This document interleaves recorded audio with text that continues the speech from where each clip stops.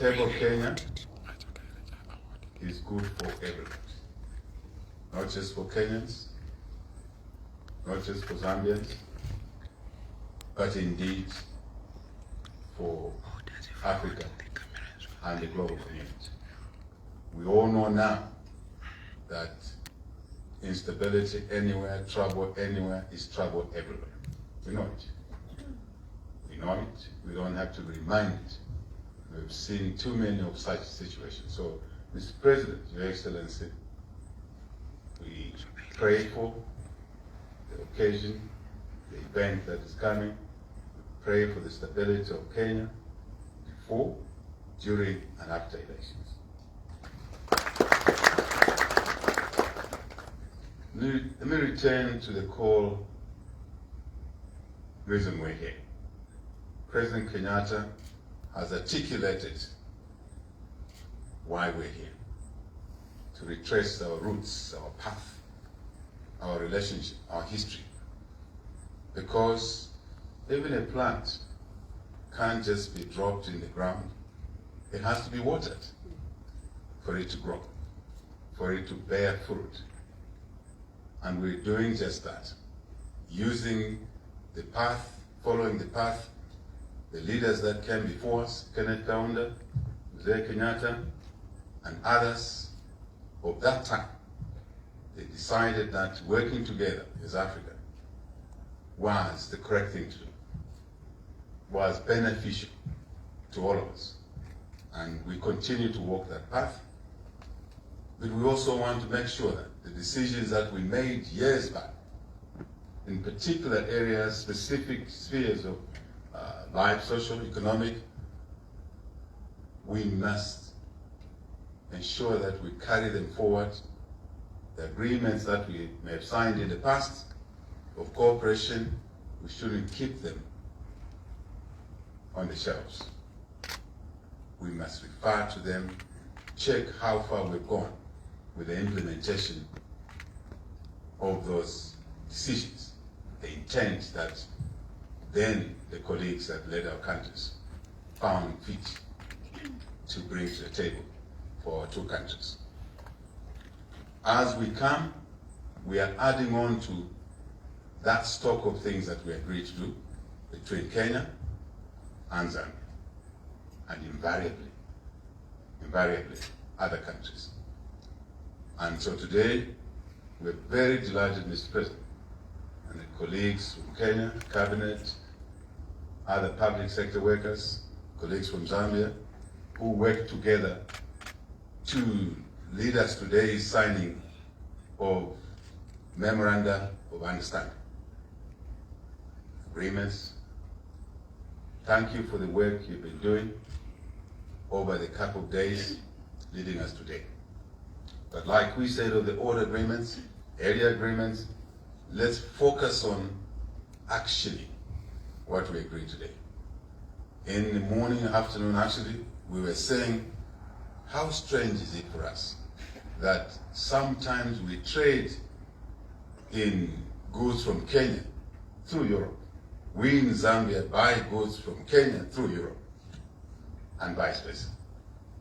Really, does that make sense? Absolutely not.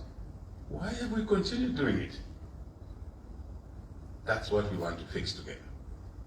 And really, please, colleagues, signing is one key step, but effecting, implementing what we've agreed is important to avoid duplication, to avoid overlaps, to avoid gaps, but more importantly, to lower the cost of doing business by trading, investing with each other through the shortcut.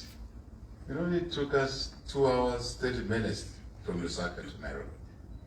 But if we are ordering things, sometimes we need to do the physical meeting in London. We in Zambia are going to London to negotiate transactions to access Kenyan goods. How many hours from Lusaka to London? 13 solid hours. That doesn't make sense. Again, the question, why have we continued to do that? I think this is a time to say we will redefine the way we work with each other. which will help us reduce the cost of doing business, providing goods and services to our customers in our countries, and business-wise, it will make us more competitive. Simple, isn't it? Straight. So let's do it. So President Kenyatta, thank you for giving us this opportunity to be able to advance that path walked by those who came before us. But also, we know you're doing it for the Kenyan people, for the Zambian people, for Africa, for the global community. We are particularly keen on, first, and I agree with my brother, when there's an opportunity somewhere, let's look at what Zambians and Kenyans can do. Hold hands. We can't be enough, the two of us, two peoples. Other African peoples, as he put it, I agree. Come together to tackle that opportunity, to exploit that opportunity, which obviously will require investment, joint investment, people-to-people relationships, country to country, region to region, East African community, SADC, ECOWAS, African Union. Then we can work together where we fall short, and we threaten nobody, because there's media here. We threaten nobody in Europe, we threaten nobody in America and China, no. We simply say it will be easier for you to deal with us when we are organized. And then, where we need additional support, additional technology, capital, as long as the capital comes at the right price. Because Africa is the remaining frontier that pays always a higher cost of capital, even when the returns are higher on our contracts. So we agreed with my brother that we'll advance this discussion to our regional discussion tables, AU tables, so we then can walk to our colleagues in Europe, China, America, elsewhere, holding hands, and we'll be able to negotiate better and more beneficial transactions for all our countries. And this will benefit our people, jobs, business opportunities, support for the weak, for the sick, for the young, for the old, for the differently abled. That's how it works. So we rededicate ourselves to working together. And he says to me, HH, we expect this new generation of African leaders to run and not walk in this direction. And I promised him, and there were only two of us, so he may not say I didn't say it or I say it, because there are only two of us. We are honest brokers to each other. We promised him that we would definitely do that. We know it may be difficult, we know we may be misunderstood, but it's a walk, it's a run, which is absolutely essential.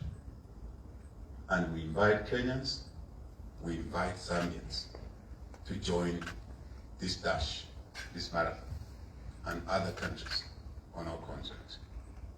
We're challenged by the high cost of, for us, with our economic restructuring program, two things are bothering us: the cost of fuel, the cost of fertilizer. Now, if we put our heads together, for example, we're discussing with him, two of us, I said, President, I hear you're mooting an idea to consortium purchase of fuel so that we can negotiate better. Everything is negotiable. We all know that. I mean, yes, we're international prices, commodities, but everything is negotiable. Other than our wives. I am sorry, ladies. It's not meant to say anything else other than what I mean. So I said, I hear you are mooting an idea that we can consortium procuring oil, fertilizer, more than one country, so that we can obviously get the obvious things, quantity, discounts, negotiation power. So yeah, we're looking at it. I said, Zambia is in. Can we bring other countries? So that we can have a bit of a negotiating power. And that will translate into lowering the cost of two ingredients in our economic management issues or areas: that are driving costs, that are irritating our citizens. If we're able to deal with those issues by working together, who will argue against that? Who will be unhappy about that? No. Ladies and gentlemen, Your Excellency, thank you very much for your kind attention. Before I sit, I have a small duty. I have a